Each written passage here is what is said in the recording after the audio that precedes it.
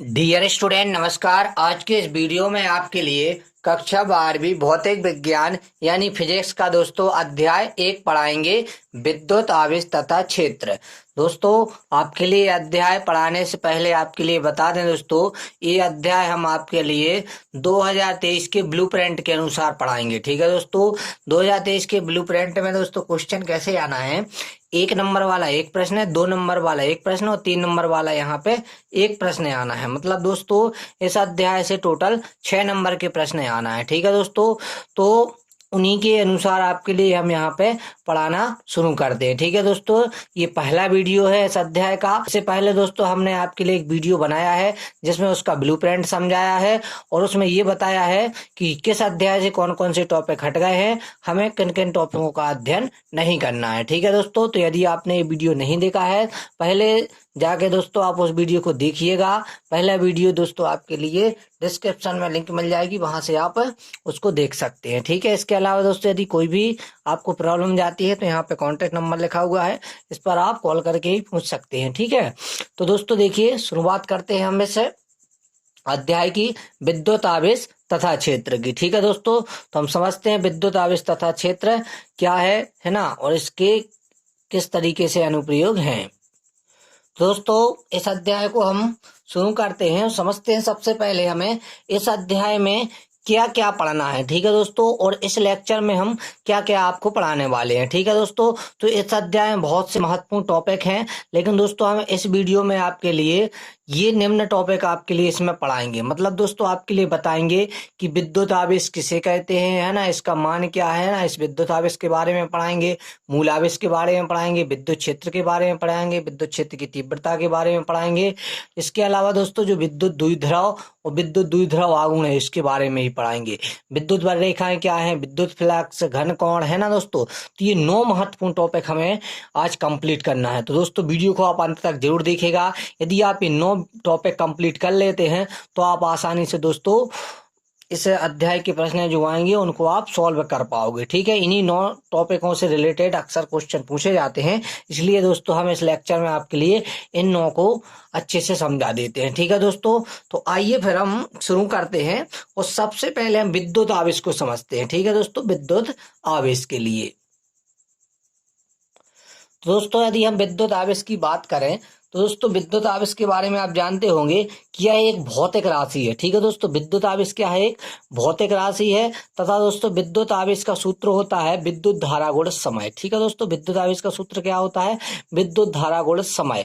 और दोस्तों यदि हम इसके मात्रक की बात करें विद्युत आवेश के, तो विद्युत आवेश का मात्रक कूलाम है। ठीक है दोस्तों, जिसे हम सी से दर्शाते हैं। और यदि हम दोस्तों इसके बीमी सूत्र की बात करते हैं तो इसका बीमी सूत्र AT होता है। ठीक है, तो विद्युत आवेश के बारे में कुछ नहीं पूछा जाएगा, सबसे पहले आपसे यही पूछा जाएगा कि विद्युत आवेश किसे कहते हैं, इसका मात्रक तथा विमी सूत्र लिखिए। तो दोस्तों आप लिखिएगा कि विद्युत धारा और समय का गुणनफल, विद्युत धारा और समय का गुणनफल विद्युत आवेश कहलाता है। दोस्तों इसका मात्रक कूलाम होता है तथा इसका विमी सूत्र AT होता है। ठीक है दोस्तों, और ये भी आप बता दीजिएगा कि यह एक भौतिक राशि है। ठीक है दोस्तों, तो इस प्रकार आपका ये विद्युत आवेश कंप्लीट होता होगा। नेक्स्ट टॉपिक क्या है दोस्तों, आपका मूल आवेश।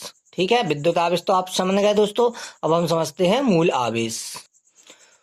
तो दोस्तों इसका क्वेश्चन कैसा आएगा कि मूल आवेश किसे कहते हैं, इसका मान कितना होता है। ठीक है दोस्तों, तो आप इसको अच्छे से समझ लीजिएगा। तो हम दोस्तों आपके लिए बता दें कि इलेक्ट्रॉन पर जो उपस्थित आवेश है दोस्तों, इलेक्ट्रॉन पर उपस्थित आवेश को मूल आवेश कहते हैं। ठीक है दोस्तों, एवं इसका मान 1.6 × 10 के ऊपर -19 की घात कूलाम होता है।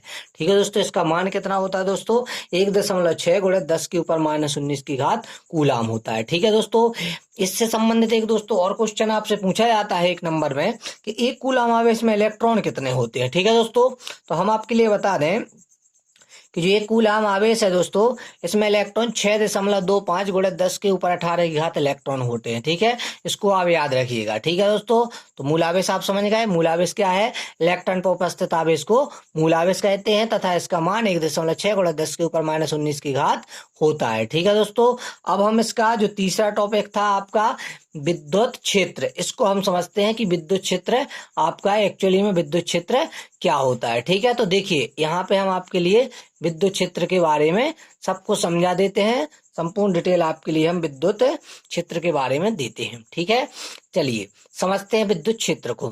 तो दोस्तों विद्युत क्षेत्र क्या कहलाता है? विद्युत आवेश का वह क्षेत्र जहां तक कोई अन्य आवेश आकर्षण या प्रतिकर्षण बल को फील करता हो, विद्युत क्षेत्र कहलाता है। ठीक है दोस्तों, बहुत सिंपल परिभाषा है कि विद्युत आवेश का वह क्षेत्र जहां तक कोई अन्य आवेश आकर्षण या प्रतिकर्षण बल को क्या करता हो दोस्तों, फील करता हो, अनुभव करता हो, विद्युत क्षेत्र कहलाता है। ठीक है, विद्युत क्षेत्र समझ गए दोस्तों कि विद्युत आवेश का वह क्षेत्र जहां तक कोई अन्य आवेश आकर्षण या प्रतिकर्षण बल को क्या करता हो दोस्तों, फील करता हो, अनुभव करता हो, विद्युत क्षेत्र कहलाता है।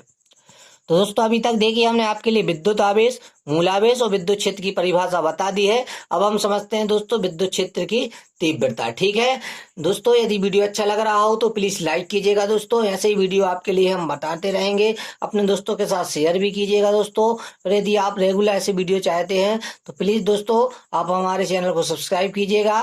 ठीक है दोस्तों, जिससे क्या होता है दोस्तों, आपके लिए नोटिफिकेशन मिल जाता है यहाँ से वीडियो अपलोड करते ही। ठीक है, चलिए अब हम समझते हैं विद्युत क्षेत्र की तीव्रता। ठीक है, कि ये विद्युत क्षेत्र की तीव्रता क्या होती है। तो डियर स्टूडेंट ध्यान से देखिएगा विद्युत क्षेत्र की तीव्रता।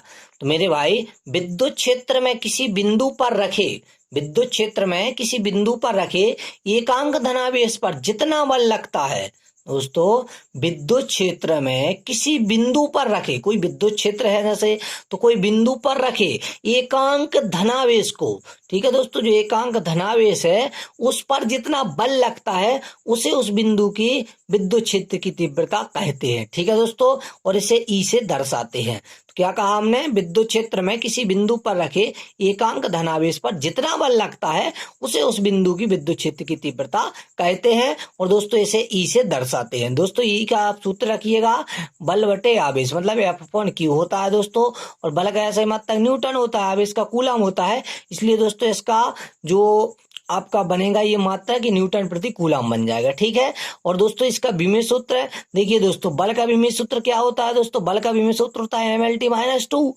MLT- दोस्तों 2 होता है, और आवेश का होता है AT, मतलब एक टी ऊपर जाएगा ना तो माइनस में हो जाएगा, तो माइनस माइनस प्लस मतलब MLT-3 हो जाएगा, और ये ऊपर जाएगा तो ये आपका इनवर्स हो जाएगा। ठीक है, इस तरीके से ये आपका विमेय सूत्र ये आपका बन जाएगा। यदि आप नहीं समझते हैं तो देखिए हम समझाते हैं आपको कि आपका बल का विमेय सूत्र क्या होता है मेरे भाई।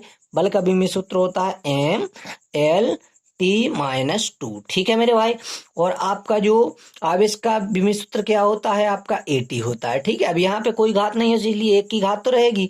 अब दोस्तों क्या होगा, जब ये घात ऊपर जाएगी और ये भी एक घात रहेगी, तो कोई भी चीज यदि ऊपर जाती है तो माइनस से प्लस में हो जाती है और प्लस से माइनस में हो जाती है। तो मेरे भाई देखिए ये एम एल तो जहां का तहां रहेगा, और दोस्तों ये टी के ऊपर 2 की घात पहले से है, और एक माइनस 1 की ओर हो जाएगी इसलिए 3 की हो जाएगी, और ये दोस्तों ये ऊपर जाएगा इसलिए इनवर्स हो जाएगा, इसलिए इसका विमेय सूत्र ये है। ठीक है, अब दोस्तों हम बात करते हैं इसके एक और सूत्र की, जो कि आपके विद्युत क्षेत्र की तीव्रता बहुत ही महत्वपूर्ण है, जो कि आपके लिए व्यंजकों में उपयोग होगा। ठीक है, तो मेरे भाई क्या है इसका, E बराबर 1/4πε0 इंटू Q/r²। ठीक है, इस प्रकार ये आपकी विद्युत क्षेत्र की ये जो तीव्रता आपको समझनी थी आप समझ गए होंगे। ठीक है, तो क्या क्या लिखना है एक बार ध्यान से समझ लीजिएगा कि विद्युत क्षेत्र में किसी बिंदु पर रखे एकांक धनावेश पर जितना बल लगता है उसे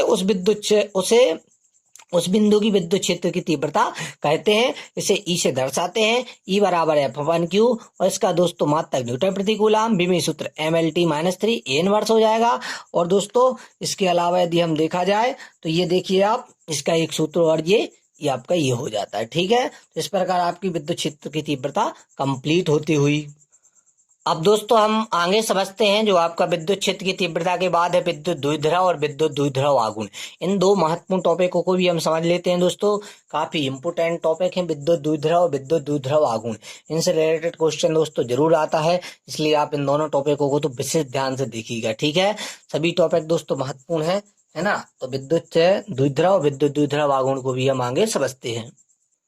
डियर स्टूडेंट, तो हम सबसे पहले इसको समझ लेते हैं विद्युत द्विध्रुव को। बहुत ही सरल टॉपिक है दोस्तों विद्युत द्विध्रुव, कि वह निकाय जिसमें दो बराबर एवं विपरीत आवेश एक दूसरे से अल्प दूरी पर स्थित होते हैं विद्युत द्विध्रुव कहलाता है। कितना सरल है मेरे भाई कि भाई ने कहा है जिसमें दो बराबर एवं विपरीत आवेश एक दूसरे से अल्प दूरी पर स्थित होते हैं विद्युत द्विध्रुव कहलाता है ना। तो बहुत ही सरल है, एक बार और देख लीजिएगा कि भाई ने कहा है जिसमें दो बराबर एवं विपरीत आवेश एक दूसरे से अल्प दूरी पर स्थित होते हैं विद्युत द्विध्रुव कहलाता है। अब हम आगे समझते हैं दोस्तों विद्युत द्विध्रुव आघूर्ण।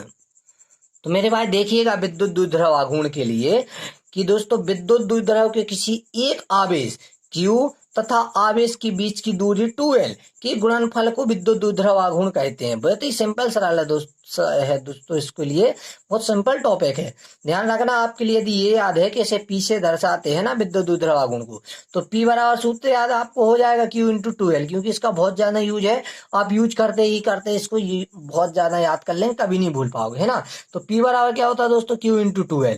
तो आप इसी से आप परिभाषा आसानी से बना दोगे कि विद्युत द्विध्रुव के एक आवेश मतलब Q गुणित आवेशों के बीच की दूरी 2L की गुणनफल को हम क्या कहते हैं दोस्तों विद्युत द्विध्रुव आघूर्ण कहते हैं। मतलब जो आपका दोस्तों ये आवेश है और उसके बीच की जो दूरी है दोस्तों उसका गुणनफल आपका क्या कहलाता है विद्युत द्विध्रुव आघूर्ण कहलाता है। इसे किससे दर्शाते हैं दोस्तों P से दर्शाते हैं। देखिए जैसे दोस्तों आपका ये एक बिंदु ये है एक बिंदु B है, इसके बीच की दूरी क्या है दोस्तों 2L है, ये माइनस Q है और ये प्लस Q आवेश है, तो Q इंटू 2L हो जाएगा।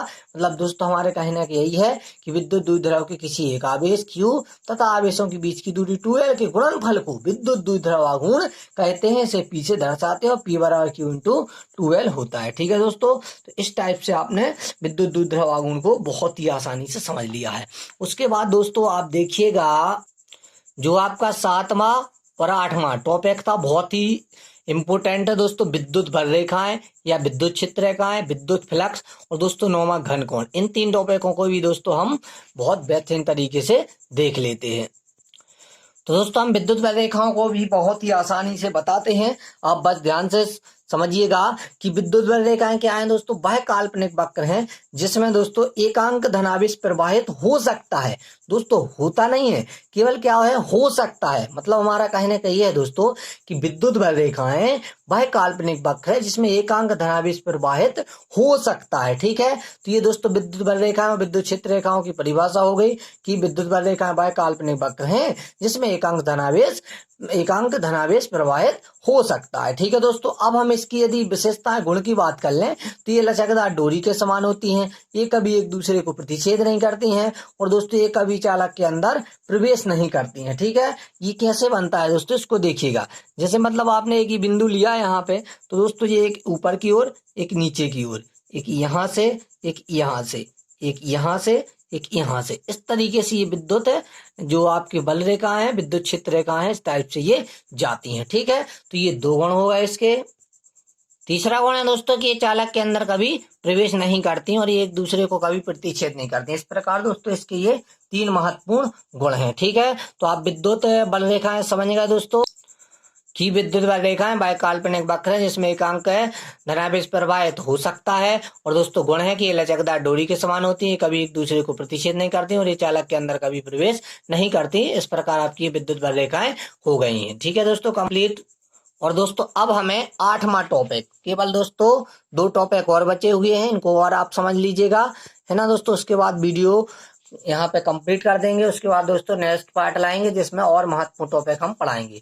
यहाँ पे आपके लिए 9 महत्वपूर्ण टॉपिक पढ़ा रहे हैं जिसमें से 8वां है अब विद्युत फ्लक्स। ठीक है दोस्तों, जो कि रिलेटेड है पूरा विद्युत फ्लक्स और विद्युत क्षेत्र से। ठीक है दोस्तों, तो विद्युत फ्लक्स किस किस से रिलेटेड है, विद्युत फ्लक्स किस किस से रिलेटेड है दोस्तों, विद्युत क्षेत्र से और दोस्तों जो आपकी भी अभी आपने विद्युत बल रेखाएं पढ़ी हैं उनसे। ठीक है, दोनों से रिलेटेड है, बाकी बहुत सिंपल है, ध्यान से समझिएगा कि दोस्तों किसी विद्युत क्षेत्र में स्थित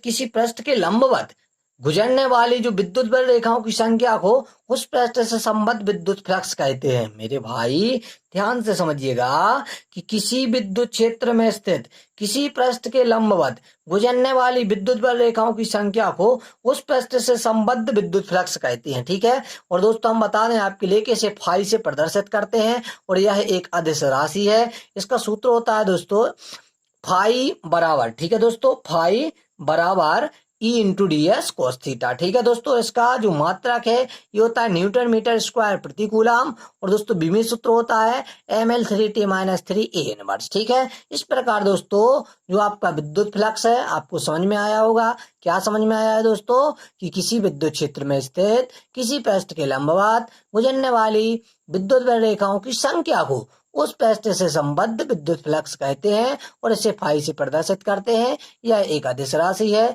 और इसके अलावा दोस्तों इसका सूत्र फाई बराबर E into D S cos theta, मात्रक न्यूटन मीटर स्क्वायर प्रति कूलम, विभव सूत्र दोस्तों ml3t-3 A 1 है। अब दोस्तों इस लेक्चर का लास्ट टॉपिक बताते हैं दोस्तों। प्लीज वीडियो को लाइक जरूर कीजिएगा दोस्तों, काफी मेहनत से आपके लिए वीडियो बनाया है, और अपने दोस्तों को शेयर जरूर कीजिएगा। जो विद्यार्थी दोस्तों कोचिंग नहीं अटेंड कर पाते हैं, बहुत गरीब स्थिति के विद्यार्थी होते हैं, ये नहीं पढ़ पाते हैं, उनका ही उद्देश्य है हमारा मुख्य बनाना, ताकि वो पढ़ सकें। इसलिए दोस्तों आप उनके लिए शेयर जरूर कीजिएगा, और ऐसे स्टूडेंटों की आप मदद भी कीजिएगा। ठीक है, तो लास्ट टॉपिक घनकोण को पढ़ते हैं। घनकोण क्या कहलाता है दोस्तों? सॉलिड एंगल है कि किसी भी बंद पृष्ठ द्वारा किसी बिंदु पर बनाए गए कोण को घनकोण कहते हैं। इसे डी ओमेगा से दर्शाते हैं। घनकोण का मान 4 पाई होता है। ठीक है दोस्तों, ये सब आप लिख दोगे तो घनकोण की परिभाषा पूर्णतः क्लियर हो जाएगी। क्या क्या लिखना है? कि किसी भी बंद पृष्ठ द्वारा किसी बिंदु पर बनाए गए कोण को घनकोण कहते हैं, और इसे डी ओमेगा से दर्शाते हैं। घनकोण का मान 4 पाई होता है।